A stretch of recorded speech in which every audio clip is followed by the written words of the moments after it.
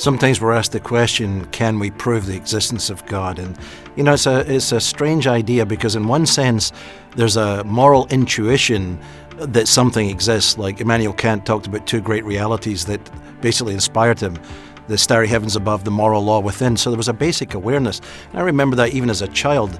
I didn't overtly believe in a God that I followed, but I believed that there was a God out there. It was almost like there was some sense. So can we prove that God exists? I think there are evidential trails, but not proof in the sense of a mathematical proof like 2 + 2 = 4. I think what we use is a sense of arguments that look for what we call the argument towards the best fit. Cumulative case arguments. So we look at various things, like in a murder case or a case trying to prove the issue of the guilt of someone in a crime. You have to gather evidence from many different pieces, and the cumulative case argument adds up. In that sense, I think we can point towards the existence of God, the probabilities, but it's not the same as a mathematical proof. If by prove we mean equating it with 100% certainty, then no, we cannot prove with 100% certainty the existence of God. But is the existence of God the most probable explanation for all that is? I think we have reasons, we have arguments that have come down through history that make the reasonableness of God and God's existence very, very probable and likely. What do we mean when we say prove? Everyone should have a certain level of certainty that they're looking for, and 100% certainty is just out of the question. We can't be 100% certain that we even exist. We can't have 100% certainty that we're even here when we're talking from a philosophical standpoint.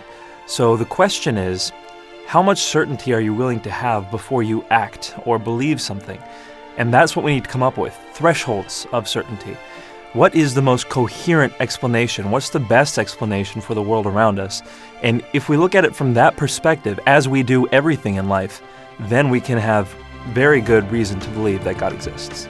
Most of the time when people ask that kind of a question, they're looking for the type of proof that we really only find in mathematics and maybe some of the hard sciences. But that type of proof is really not necessary, it's not even helpful when we are trying to determine whether or not God exists and what our relationship with Him should be. What is more interesting is whether or not we can come to know that God exists and whether we can really have a relationship with Him. And that is not a difficult question to answer, because the answer is yes, God has revealed Himself to us in the person of Jesus Christ. Well, I believe we attempt to prove God's existence or argue for God's existence because the evidence is so strong. It's so compelling that it seems almost illogical to argue against God's existence. So again, if somebody sets out to prove God's existence with 100% certainty, they're likely to be disappointed.